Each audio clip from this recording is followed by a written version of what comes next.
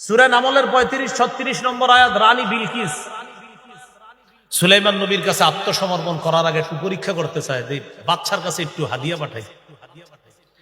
হাদিয়া পাঠানোর পর দেখি বাদশা কি জবাব দেয়। যদি দেখি হাদিয়া গ্রহণ করছে তাহলে বলবো আপনার এলাকা আপনি দেখেন, আমার এলাকা আমি দেখি। আপনি আমারে জ্বালাবেন না, আমি আপনারে জ্বালাবো না। মুফাসসিরিনে কেরাম লেখেন রানীর এই হাদিয়ার উদ্দেশ্য ভালো ছিল না, এটা মূলত হাদিয়া ছিল না। রানী হাদিয়া নাম দিলেও রানীর উদ্দেশ্য ছিল ঘুষ। কি ছিল? তবে রানী যা বলছে, আল্লাহ রানীর কথাগুলা কোরআনে বলছে, ইন্নী মুরসিলাতুন ইলাইহিম বিহাদিয়া, আমি বাদশা সুলাইমান নবী তার কাছে হাদিয়া পাঠাবো। ফানাজিরাতুম বিমা ইয়ারজিউল মুরসালুন, তাদের কাছে হাদিয়া পাঠানোর পর আমি দেখব বিমা ইয়ারজিউল মুরসালুন, আমার দূতেরা কি নিয়ে ফিরে আসে। যাদেরকে দিয়ে হাদিয়া পাঠাবো তারা দেখি কি জবাব নিয়ে আসে। ফালাম্মা জাআ সুলাইমান, তারা গেছে সুলাইমান নবীর কাছে। ফালাম্মা জাআ সুলাইমান, যখন দূতেরা আসলো সুলাইমান নবীর কাছে, ক্বালা আতুমিদ্দুনানি বিমাল, সুলাইমান নবী বললেন আমাকে সম্পদ দিয়ে সাহায্য করতে চাও? ফামা আতানি আল্লাহু খায়রুম মিম্মা আতাকুম, আল্লাহ আমাকে যা দিছে, তোমাদেরকে যা দান করছে এর চাইতে 1000 গুণ বেশি উত্তম জিনিস আল্লাহ আমারে দান করছে। যাও এগুলো নিয়ে যাও। বাল আনতুম বিহাদিয়াতিকুম তাফরাহুন, তোমরা তোমাদের হাদিয়া নিয়ে খুশি থাকো, আমি বুঝছি এটা হাদিয়ার পিছনে কি আছে আমার ভালো করে জানা আছে। যাও ফেরত নিয়ে যাও। রানী কি গিয়ে বলল, রানী কাজ হবে না। রানী বলল বুঝতে পারছি, ওনার সাথে পারা যাবে না, চলো দল বল। কয় কোথায়? বাদশার দরবারে যাব, সেখানে গিয়ে আল্লাহর কাছে আত্মসমর্পণ করব। রানী আসছে, আসার পর বলছে ইন্নী আসলামতু মা সুলাইমান লিল্লাহি রাব্বিল আলামিন। লম্বা আলোচনা আছে সেখানে। রানী আয়েশা বলল আমি বাদশা সুলাইমানের সাথে আল্লাহর কাছে, বিশ্বজগতের রবের কাছে আত্মসমর্পণ করলাম, মুসলমান হয়ে গেল। মুসলিম শাসক কি খুর হবে না? 9 নাম্বার আমানতদার হবে তিনি, আমানতদার। সূরা নিসার 58 নম্বর আয়াতে আছে ইন্নাল্লাহা ইয়া'মুরুকুম আন তুআদ্দুল আমানাতি ইলা আহলিহা, আল্লাহ তোমাদেরকে আদেশ করেন আমানত যথাযথ জায়গায় পৌঁছে দেওয়ার জন্য। ওয়া ইযা হাকামতুম বাইনান নাস আন তাহকুমু বিল আদল, পরের আয়াতে আছে যখন তোমরা মানুষের মাঝে বিচার করবা, ইনসাফের সাথে বিচার করবা। যখন শাসন ক্ষমতা মানুষের মাঝে শাসন করবা, ইনসাফের সাথে শাসন করবা। আমানতের সাথে আল্লাহ ইনসাফের কথা কেন বললেন? দেখেন, আমানতের সাথে আল্লাহ ইনসাফ ভিত্তিক শাসনের কথা বললেন। এখান থেকে বোঝা যায় এই আমানতের 1 নাম্বার উদ্দেশ্য, যারা শাসক হবে তারা প্রত্যেকে আমানত এটা প্রয়োগ করতে হবে। আয়াতের প্রথম উদ্দেশ্য, দুনিয়ার সব মুসলিম শাসক আমানতদার হতে হবে। কি দার? 10 নাম্বার, বর্তমানে যারা মুসলিম শাসক হবে আমাদের নবীর শরীয়তে মুহাম্মদ সাল্লাল্লাহু আলাইহি সাল্লাম অনুযায়ী দেশ চালাতে হবে, মানে কোরআন সুন্নাহ অনুযায়ী। কি অনুযায়ী? কি অনুযায়ী? কোরআন সুন্নাহ অনুযায়ী দেশ চালাবে আমাদের মুসলমানদের দায়িত্ব শুরু দিনই হবে। এটা তার 10 নম্বর গুণ। সূরা মাইদার 48 থেকে 50 নম্বর আয়াতে আল্লাহ এটাই বলছে, আনিহকুম বাইনাহুম বিমা আনজালাল্লাহ, আল্লাহ যা নাজিল করছে এই অনুযায়ী বিচার করেন মানুষের মাঝে। এ হলো 10 নম্বর। বুখারীর একটা হাদিস শোনাই, সহিহ বুখারী 6788 নম্বর হাদিস। আরবের একটা গোত্র আছে মাখজুমি গোত্র, এই গোত্রের এক মেয়ে চুরি করছে, মেয়ের নাম ফাতেমা, সম্ভ্রান্ত মেয়ে, নাম ফাতেমা। মেয়ে চুরি করার পর আহম্মাত হুম, বিষয়টা কুরাইশের নেতৃস্থানীয় পর্যায়ের যারা, তাদেরকে ভাবিয়ে তুললো মেয়েটা চুরি করলো, এখন তো মেয়েটার হাত, মেয়েটা সম্ভ্রান্ত বংশের মেয়ে, হাত বিষয়টা কেমন দেখা যায়। মুহাম্মদ সাল্লাল্লাহু আলাইহি সাল্লামের সাথে একটু আলোচনা করে দেখি পরিবর্তে বিধানটা কি শিথিল করা যায় কিনা। নাউজুবিল্লাহ পড়ে। বড় বড় সাহাবায়ে কেরাম যারা আছে তাদের কাছে কুরাইশের নেতারা আসছে। আসার পর বলল তোমরা তো জানো মক্কার একটা, আরবের একটা মাখজুমি গোত্র আছে, এই গোত্রের একটা মেয়ে ফাতেমা নাম, সম্ভ্রান্ত মেয়ে, বংশীয় মেয়ে, মেয়েটা চুরি করছে, কোরআনের বিধান অনুযায়ী মেয়েটার হাত। এখন তোমরা একটু নবীর সাথে কথা বলে দেখো তো এই বিধানটা একটু শিথিল করা যায় কিনা। সাহাবায়ে কেরাম জবাব দিলেন আমরা এই বিষয়ে আলোচনা করতে পারবো না। কেন? বলতেছে এই দুঃসাহস আমাদের নেই। একজন আছে যে এই ব্যাপারে নবীর সাথে কথা বলতে পারে। কে? তার নাম উসামা ইবনে যায়েদ রাদিয়াল্লাহু তাআলা আনহুমা। কি নাম? উসামা। রাসূলুল্লাহ সাল্লাল্লাহু আলাইহি সাল্লামের পালক পুত্র যায়েদ বিন হারেসার সন্তান উসামা সম্পর্কে নবীজির নাতি হয়। পালক পুত্রের ছেলে তো কি হবে? নাতি। হাদিসের বর্ণনা, ওয়া মাইয়াজতারিউ আলাইহি ইল্লা উসামা ইবনে যায়েদ হিব্বু রাসূলিল্লাহ। বসেন বসেন, অনেকক্ষণ বসেন। না সমস্যা নেই, বসেন না। ওয়া মাইয়াজতারিউ আলাইহি ইল্লা উসামা ইবনে যায়েদ হিব্বু রাসূলিল্লাহ। পরের আলোচক বসলে আপনি এখানে একটা চেয়ার নিয়ে বসবেন, ঠিক আছে? ওনার যদি বাতাসের প্রয়োজন হয় আপনি চেয়ার দিয়ে বইসা পরে বাতাস দিবেন, দাঁড়ায় দিবেন, ঠিক আছে? এখন লাগবে না, বসেন। ওয়া মাইয়াজতারিউ আলাইহি ইল্লা উসামা ইবনে যায়েদ হিব্বু রাসূলিল্লাহ। সাহাবায়ে কেরাম বলেন, নবীজির সাথে এই ব্যাপারে আমাদের কথা বলার সাহস নাই। একজন বলতে পারে, তার নাম উসামা ইবনে যায়েদ, নবীজির নাতি। তিনি পারেন রাসূল সাল্লাল্লাহু আলাইহি সাল্লামের সাথে এই বিষয়ে কথা বলতে। তো উসামা ইবনে যায়েদকে পাঠাইছে, তুমি একটু যাও, গিয়ে নবীজিকে একটু দেখো না, এই বিষয়ে বলতে পারো কিনা। উসামা ইবনে যায়েদ নবীজির কাছে গেছে। যাওয়ার পরে বলতেছে, ওই যে একটা মেয়ে ফাতেমা চুরি করছে, তার তো হাত কাটা হবে কোরআনের বিধান অনুযায়ী। বিধানটা কি একটু শিথিল করা যায় না? নবীজিরে গিয়ে বলতেছে, নাতি দাদাকে বলতেছে সাল্লাল্লাহু আলাইহি সাল্লাম। আর আমাদের ঘরেও কিন্তু এই সমস্ত নিয়মই আছে। বাংলাদেশেও আমাদের ঘর বাড়িতে আমরা কোনো কাজ মুরব্বীরে বুঝাইতে না পারলে কারে পাঠাই দিই? নাতি নাতনি, যা তোরা গিয়ে বুঝা। নাতি নাতনির প্রতি নানা দাদারা একটু কি হয়? দুর্বল হয়, মায়া করে। নবীজির কাছে গেছে উসামা ইবনে যায়েদ রাদিয়াল্লাহু তাআলা। কি বলবা বলো? ওই যে ফাতেমা মেয়েটার একটু শিথিল করা যায় না বিচারটা? নবীজি বুঝতে পারছে তুমি তো আসো নাই, তোমারে কেউ পাঠাইছে। নবীজি বললেন, আতাশফাউ ফি হাদ্দিম মিন হুদুদিল্লাহ। উসামা, তুমি কি আমাকে আল্লাহর বিধান শিথিল করার ব্যাপারে সুপারিশ করতেছ? আল্লাহর বিধান শিথিল করার ব্যাপারে উসামা তুমি আমাকে সুপারিশ করতেছ? নবীজি বাহিরে আসলেন। আসার পর নেতৃস্থানীয় মানুষগুলা দাঁড়িয়ে আছে, তাদেরকে লক্ষ্য করে বললেন, ওয়া আইমুল্লাহ লাউ আন্না ফাতিমাতা বিনতা মুহাম্মাদিন সাল্লাল্লাহু আলাইহি ওয়াসাল্লাম সারাকাত লাকাতআ মুহাম্মাদুন ইয়াদাহা। নবীজি বললেন, সম্ভ্রান্ত বংশীয় ফাতেমা নামে মেয়েটা চুরি করার কারণে তোমরা আমার কাছে আসছো, আমি যেন তার এই হাত বিধানটা একটু শিথিল করার চেষ্টা চালাই। নবীজি বললেন, তোমরা আমাকে এমন একটা ব্যাপারে সুপারিশ করছো, শুনে নাও।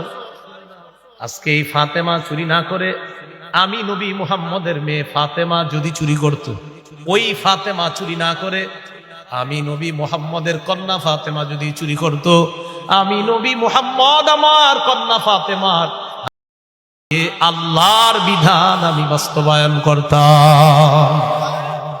এটার নাম ইনসাফ। বলেন, এটার নাম কি?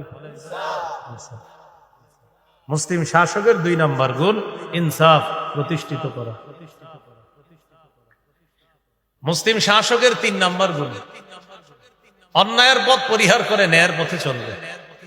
উনি অন্যায়ের পথ সবসময় পরিহার করে চলবে, উনি ন্যায়ের পথে চলবে, চাই যত বাধা আসুক ন্যায়ের পথে সেই পথেই থাকতে হবে। সূরা আরাফের 142 নম্বর আয়াত। মুসা নবী তার ভাই হারুন নবীকে দায়িত্ব দিয়ে যাইতেছে, তুর পাহাড়ে কিতাব আনতে যাবে।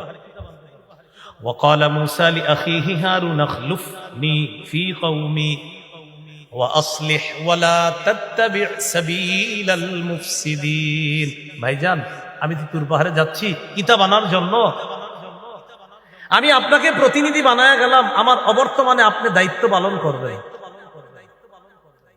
আপনি ইসলাহের পথে চলবেন, ন্যায়ের পথে চলবেন। ওয়ালা তাত্তাবি, অনুসরণ করবেন না সাবিলাল মুফসিদিন, যারা অন্যায়ের পথে চলে ফাসাদ সৃষ্টি করে, আপনি তাদের অনুসরণ করবেন না, আপনি ন্যায়ের পথে চলবেন। আমি মুসা যাইতেছি 40 রাতের জন্য, আল্লাহ প্রথমে ওয়াদা করছে 30 রাত, পরে আরো 10 রাত বাড়াইছে। এই 40 রাত তিনি ইতিকাফ করবে, তারপর তাওরাত কিতাব নিয়ে চলে আসবে। বলে গেলেন, ভাই আপনি আমার অবর্তমানে উখলুফনি ফি কওমি, আপনি আমার সম্প্রদায়ের মাঝে আমার প্রতিনিধিত্ব করবেন, আসলিহ, ন্যায়ের পথে চলবেন। ওয়ালা তাত্তাবি সাবিলাল মুফসিদিন, তাদের পথ অনুসরণ করবেন না যারা ফাসাদ সৃষ্টি করে। ইসলাহ শব্দের অর্থ সংশোধন করা, এখানে উদ্দেশ্য আপনি সংশোধন করবেন, আপনি ন্যায়ের পথে চলবেন। অন্যায় করে যারা, তাদের পথে চলবেন না। একটু বলেন তো, কি করে যারা অন্যায়? বলেন কি করে, আরো জোরে, আরো জোরে। তাহলে 3 নাম্বার ভুল হবে এমন শাসক আমাদের হওয়া, এমন দায়িত্বশীল হওয়া যিনি অন্যায়ের পথে চলবে না, যিনি ন্যায়ের পথে চলবে। 4 নাম্বারটা আমার সাথে বললে আপনাদের মনে থাকবে। বলেন, শিষ্টের লালন, দুষ্টের দমন। এটার সহজ বাংলা হলো ভালোকে লালন করা, খারাপকে দমন করা। আমাদের দেশের চিত্র ভিন্ন, এখানে ভালোকে দমন করা হয়, খারাপকে লালন করা হয়। এটা সঠিক না। ভালোকে লালন করতে হবে, খারাপকে দমন করতে হবে। 7 নাম্বার, রক্ষণাবেক্ষণ এবং খাদ্য ভাণ্ডার সম্পর্কে যথেষ্ট সচেতন হওয়া। যিনি দায়িত্বশীল হবে কি সম্পর্কে? খাদ্য ভাণ্ডার। কেন? অর্থনীতিতে সচেতন না হলে দেশে আগামী 2-3 বছরে কি ঘটতে পারে না ঘটতে পারে, এই ব্যাপারে অর্থনীতিতে যথেষ্ট সচেতন হতে হবে, না হয় সমস্যা হবে। এই ব্যাপারে সচেতন হওয়া। সূরা ইউসুফের 55 নম্বর আয়াত, ইউসুফ নবী জেলখানা থেকে বের হয়ে বাচ্চাকে বললেন, বাচ্চা, ইজআলনি আলা খাযাইনিল আরদ, আমাকে আপনি দেশের খাদ্য মন্ত্রণালয়, খাদ্য গুদামের দায়িত্বটা দেন। ইন্নী হাফিজুন, আমি রক্ষণাবেক্ষণকারী, আলিমুন, আর এই ব্যাপারে আমার যথেষ্ট জ্ঞান আছে। 7 বছর ফসল হবে, 7 বছর দুর্ভিক্ষ চলবে, যখন ফসল হবে না তখন খাদ্যগুলা কিভাবে সুষম বন্টন করা যায়, এই ব্যাপারে আল্লাহ আমাকে জ্ঞান দিয়েছে। অন্যদের কাছে যদি খাদ্য মন্ত্রণালয় রাখেন, ওরা চুষে খেয়ে ফেলবে, বাচ্চা আমাকে দায়িত্বটা দেন। ইউসুফ নবী এটা বললেন। মুসলিম শাসকের 7 নাম্বার গুণ, তিনি অর্থনীতিতে যথেষ্ট পারদর্শী হওয়ার পাশাপাশি এই জ্ঞান রাখা যে আমাদের দেশের অর্থনীতি গত বছর কেমন ছিল, সামনে কেমন হতে পারে, এটা তার মাথায় রাখা। আর এটা যাকাত ভিত্তিক মাথায় রাখবে, সুদ ভিত্তিক নয়। কি ভিত্তিক নয়? আবার বলেন, কি ভিত্তিক নয়? সুদ ভিত্তিক নয়। এটা গেল 7 নাম্বার। 8 নাম্বারটা 2 বার জোরে জোরে বলবেন। মুসলিম শাসক আমাদের দায়িত্বশীল, ঘুষখোর হবে না। বলেন, আবার বলেন, ঘুষখোর হবে না। ক্ষুদ্র ঋণ দিবে, এই ঋণ পরিশোধ যখন করবে সাথে সুদ আদায় করতে হবে। এগুলা হলো গ্রাম্য এলাকা আছে, এই গ্রামীণ পরিবেশে কিছু সুদী প্রতিষ্ঠান আছে, আশা, সোনার বাংলা, ব্র্যাক, এই জাতীয় কিছু প্রতিষ্ঠানের স্লোগান হলো ক্ষুদ্র ঋণের মাধ্যমে দারিদ্র্যমুক্ত বাংলাদেশ করা। কিন্তু এটা স্লোগানের অন্তরালে আরেকটা শব্দ আছে, সেটা হলো সুদযুক্ত ক্ষুদ্র ঋণ। সুদের অংশটা বলে না। এখন আপনারা একটু বলেন তো, ঋণ যেটা দেওয়া হয় সেটা কি একবারে দেয় না আবার নেয়? 100 জন গরিব মানুষকে ঋণ দিছে, তাদের ঋণটা ফেরত নেয় সুদ সহ। 100 জন গরিব মানুষ সুদ সহ ঋণ পরিশোধ করার পর তারা আগের চেয়ে আরো গরিব হয়। 100 জন মানুষকে যদি জাকাত দেওয়া হয়, এই জাকাত আর ফেরত নেওয়া হয় না, জাকাতের সম্পদের মালিক ওই গরিব হয়ে যায়। এখান থেকে বোঝা যায় সুদে যাকে ঋণ দেওয়া হয়, মূল সম্পত্তির মালিকও ঋণ গ্রহীতা হয় না, সাথে ঋণ পরিশোধের পাশাপাশি সুদও দিতে হয়। জাকাতের সম্পদ যাকে দেওয়া হয় সেটার মালিক গরিব হয়ে যায়। এখান থেকে বোঝা যায় সুদে গরিব আরো গরিব হয়, জাকাতে গরিব ধনী হয়। জাকাতে গরিব ধনী হয়। জাকাত যেটা দেন এটাকে আবার ফেরত দেন। আর ঋণ সুদে যেটা দেওয়া হয়, এটা নেওয়া হয় কিনা? ঋণও নেওয়া হয়, সুদও নেওয়া হয়। না দিতে পারলে বাড়িঘর বিক্রি করে দাও। এ হলো ক্ষুদ্র ঋণ। দারিদ্র্যমুক্ত বাংলাদেশ গড়ার জন্য ক্ষুদ্র ঋণ এতটুকু সুন্দর। অন্তরালে আছে সুদ, এটা বলে না। সর্বশেষ কথা, আমার সাথে 4টা কথা বলেন। বলেন, সাক্ষী, সুপারিশ, প্রতিনিধি, আমানত। সাক্ষী, সুপারিশ, প্রতিনিধি, আমানত। আমি কাউকে সমর্থন করা মানি তার পক্ষে সাক্ষী দেওয়া, তার পক্ষে সুপারিশ করা, তাকে খেটে খাওয়া মানুষের প্রতিনিধি বানানো, তার পক্ষে আমার আমানত রাখা। আগামীতে হাত, পা, জবান চালাতে হবে এই 4টি কথা মাথায় রেখে। আমার সাক্ষী যেন অন্যায়ের পক্ষে না হয়, আমার সুপারিশ যেন অন্যায়ের পক্ষে না হয়, আমার প্রতিনিধি যেন অন্যায়ের পক্ষের না হয়, আমার আমানত যেন অন্যায়ের পক্ষে না হয়। যদি হয় খবর আছে, আসলে খবর আছে, খবরে গেলে খবর আছে। হ্যাঁ, সাক্ষী আপনি সুপারিশকারী, আপনি প্রতিনিধিত্বের অথরিটি প্রদানকারী, আপনি আমানত প্রয়োগকারী।